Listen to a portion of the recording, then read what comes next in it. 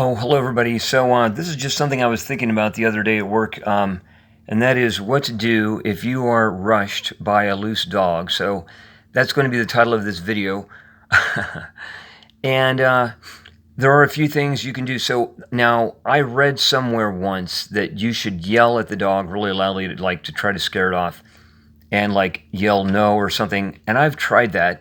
It may work to some extent, but that's just something I read, and it's not based on my personal experience. I've tried it out, but I don't know if that's really the best thing to do. But what I know works is a few things. One is if you can get a stick or something like that, like a solid stick, like something I would say, those toilet bowl plungers, like there's a wooden handle for those. Something in that range, or maybe a little longer and thicker, but something that you could swing really quickly and easily and change direction. So they are afraid of that. Like if you have something maybe even as long as a cane or something, and you just hold it up and make threatening, brandishing, swinging motions at it, like you're really going to swing at it and connect and hit. That generally keeps them back, and it deters a dog, at least one at a time. And then the other thing you can do if there's no stick around, so look down at the ground. If there's any gravel or rocks, like get down really quickly, pick one up, and throw it. Like throw a rock or some gravel, some loose gravel, whatever you can pick up really fast, throw it at the dog. And then the other thing you can do is if you run out of rocks, there's just like on the ground, once you've thrown at least once, or you might not even have to throw anything once, but just pretend like there is, like they can't see that well always, and just get down there and fake it, like grab some dirt or nothing, and like do the same really aggressive like throwing motion right at it, and act like you have picked something up to throw at it, like a rock or some rocks or a handful of gravel. I found that works. And it might help to yell, but I don't know. So those two things, like, humans have some incredible capabilities that dogs don't have, and that is what you can do is you can weaponize yourself if you can find something like a club or a good sturdy, thick, straight enough stick that doesn't have leaves to slow it down or twigs or branches on it. Dogs have no such capabilities. They don't have the ability to do anything like that. Or rocks. You can throw a rock or a handful of rocks or gravel, and that is a serious deterrent. They don't like that. So I know that's kind of hard. Like if you're on foot, it's easier. If you're out running, though, you're probably going to have to stop running to do that kind of stuff. I've been outdoors a lot, running and walking and cycling. Walking is the easiest way to defend yourself, and just try to like move off.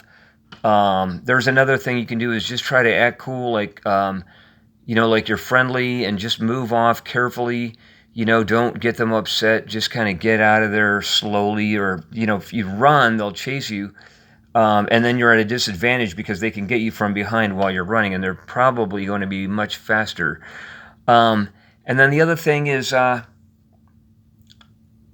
there's one other thing.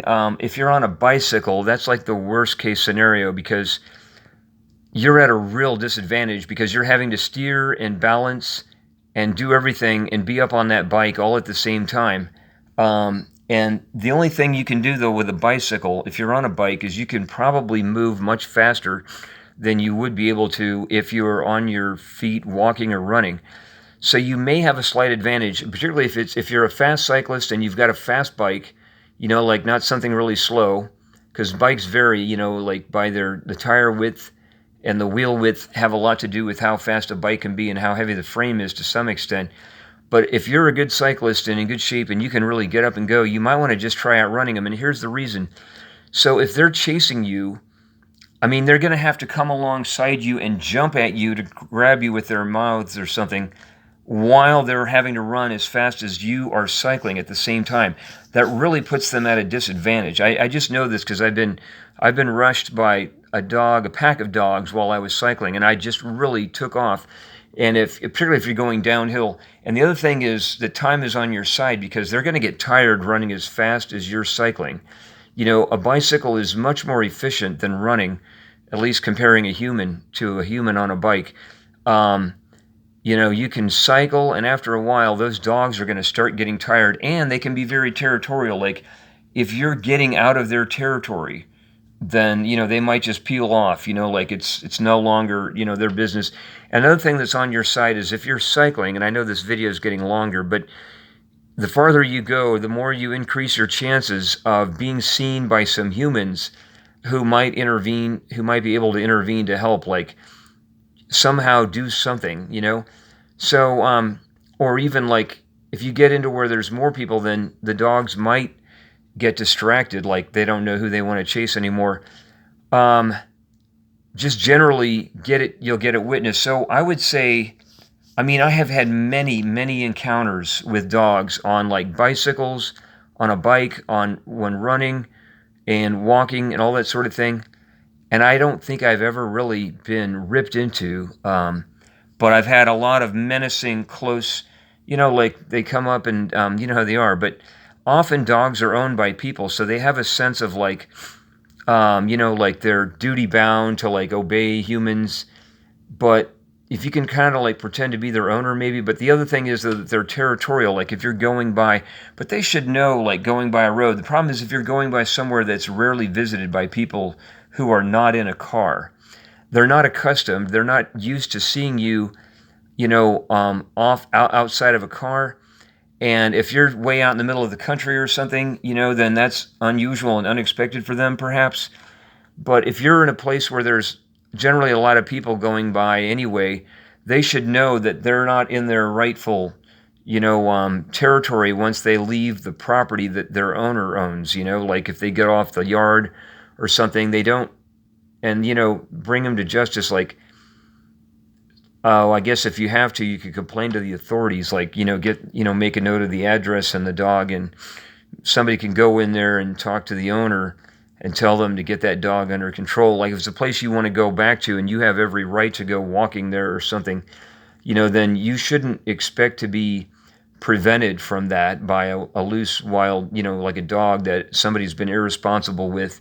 So they can get that, the authorities can communicate with the owners and get that situation under control. But don't assume that it's going to be safe. Just get on out of there and don't provoke it. I've had to, at times, they said that supposedly I heard from some neighbors there was a dog that was able to jump over a fence.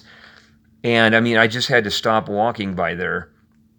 Don't assume that you're always going to be safe, but this is by no means whatsoever an all-encompassing discussion about, what to do if you're rushed by a loose dog. It is just some of the ideas that I think work.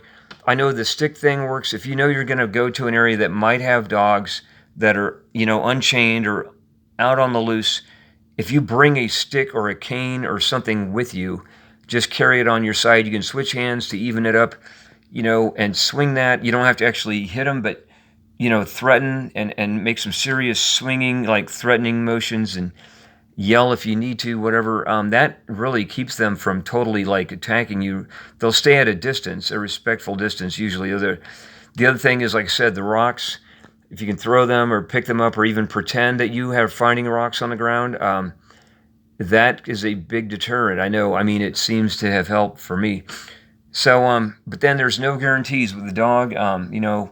So just be careful, but I just thought I'd throw that out. So anyway, hope you're all having a great time. Enjoy yourselves. Thank you for tuning into this video.